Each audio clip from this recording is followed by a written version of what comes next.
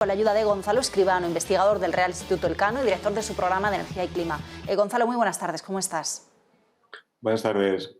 Dentro de ese embargo total al petróleo ruso que pedía hoy la presidenta de la Comisión, Ursula von der Leyen, hablaba de hacerlo de manera parcial, de manera progresiva, y tenemos en el punto de mira Eslovaquia, Hungría. ¿Podría Hungría terminar vetando este programa? ¿Cómo se va a articular para que finalmente esto se lleve adelante?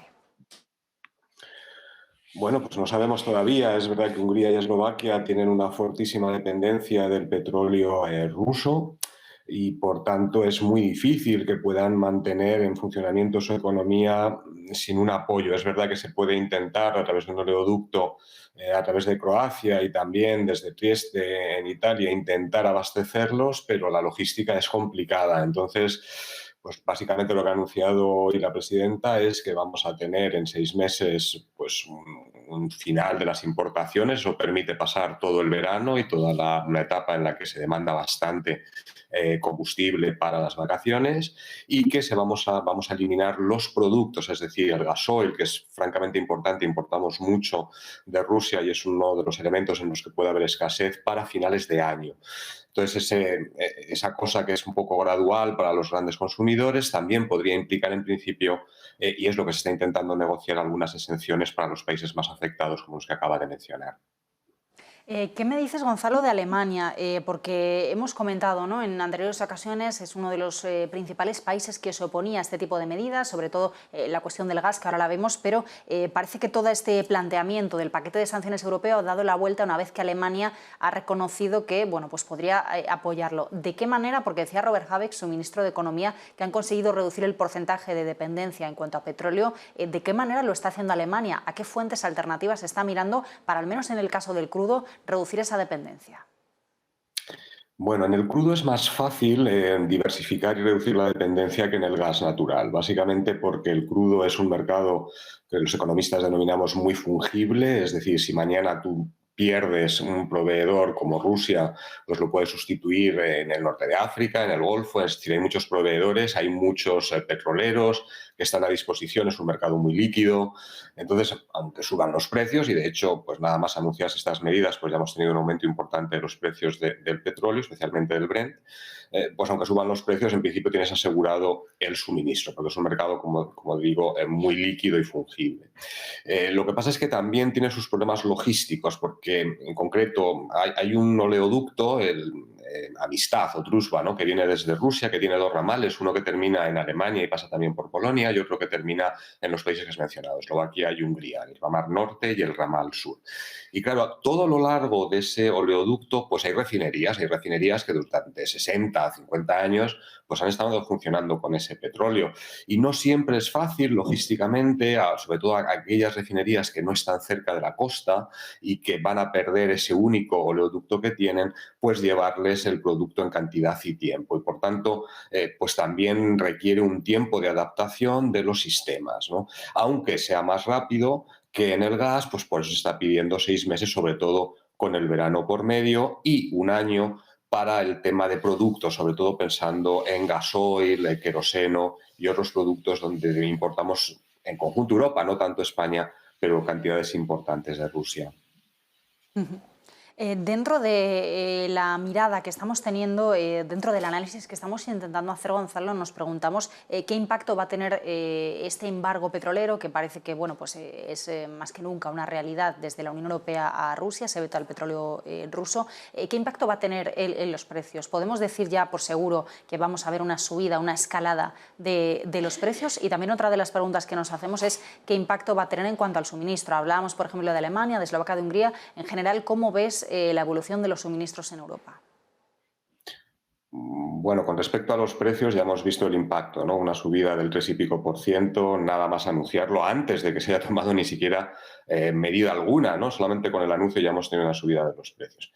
Las estimaciones son en que podemos dejar de importar dentro de 6 meses, pues 1,5 millones de barriles de Rusia diarios, y más de 3 a finales de año. Y esto es una cantidad muy importante que, lógicamente, si no aumenta su producción, otros productores de la OPEP, que no lo están pudiendo hacer hasta el momento, porque no son capaces de alcanzar siquiera sus objetivos de aumento de la producción.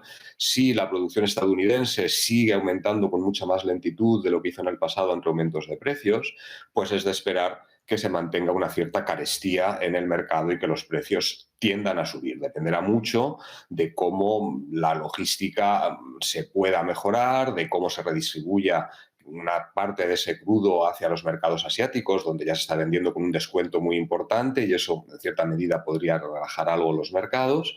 Entonces falta un poco por ver, pero desde luego el impacto va a ser muy importante en precios y eso va a sumar pues, a todos los problemas de inflación, bueno, de costes, de un mayor coste de la transición energética también probablemente, con todo lo que eso implica, ¿no?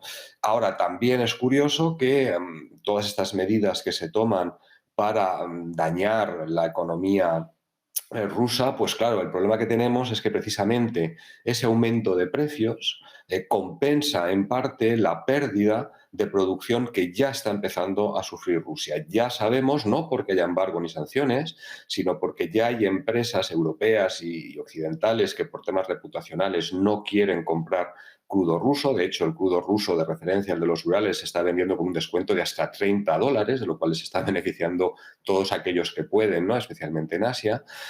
Bueno, pues es evidente que, claro, por un lado, reducimos la cantidad que puede exportar Rusia, pero como por otro lado aumenta mucho el precio del petróleo, pues al final el daño que infligimos a Rusia pues es menor del que nos gustaría. Y en ese equilibrio entre intentar dañar lo más posible o que no se beneficie del aumento de precios y por tanto hacer ese embargo de forma ordenada y al mismo tiempo minimizar los costes que sin duda en términos de precios y de actividad económica va a tener sobre la economía europea, pues es un poco donde están ahora mismo las decisiones y las medidas, intentando calibrar, ponderar, modular para hacer ese ajuste bueno, pues de intentar que sean medidas efectivas, pero que al mismo tiempo minimicen un coste que sin duda va a ser importante, pero que por lo menos se produzca de forma lo más pausada posible, predecible, que generando unas expectativas al sector privado y con una cierta gradualidad, ¿no? Esto es un poco para que el mercado lo vaya digiriendo,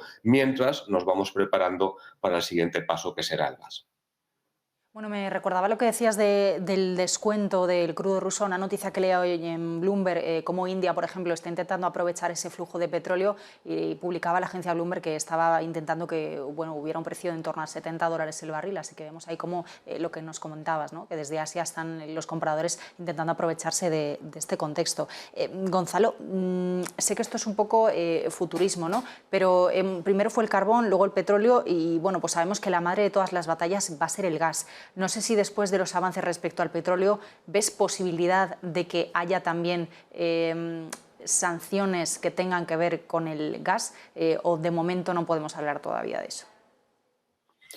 Podemos hablar, yo creo que van siendo aplicadas de forma pausada y sucesiva. Empezaron con el carbón, también de forma gradual, ahora vamos con el petróleo, también de forma gradual.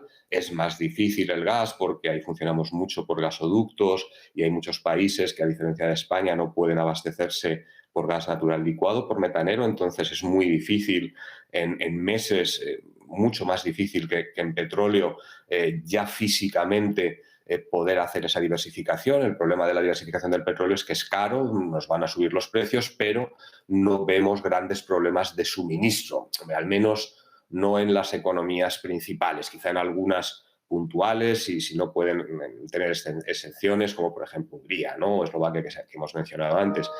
Pero no vemos grandes problemas de suministro. Con gas es distinto. Con gas ahí estamos hablando tanto de precio como de suministro, pero cuando uno tiene un gasoducto y no tiene ninguna alternativa, pues, no sé, Alemania, por ejemplo, que es el caso más sangrante, pues es imposible que en el muy corto plazo lo pueda sustituir. Alemania ya está pensando en construir un par de regasificadoras, incluso de alquilar alguna flotante en los próximos meses, pero es difícil que desde luego para el próximo invierno, que es un poco la fecha límite para el gas, pues estemos en esas condiciones. Sí se está intentando rellenar todo lo posible las existencias y los almacenamientos de gas para poder tener un invierno relativamente tranquilo, pero verdaderamente producir unas infraestructuras o construir unas infraestructuras suficientemente importantes en magnitud, logística, capacidad operativa para el próximo invierno que sustituyan a Rusia en gas es imposible, siendo realistas. Y por eso ahí la gradualidad va a ser más importante y, de hecho, la propia Alemania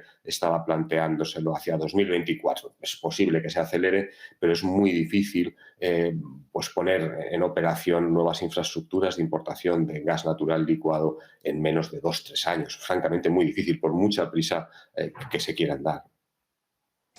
Pues Gonzalo Escribano, como siempre, un placer. Muchísimas gracias por acompañarnos. Buenas tardes, gracias a todos.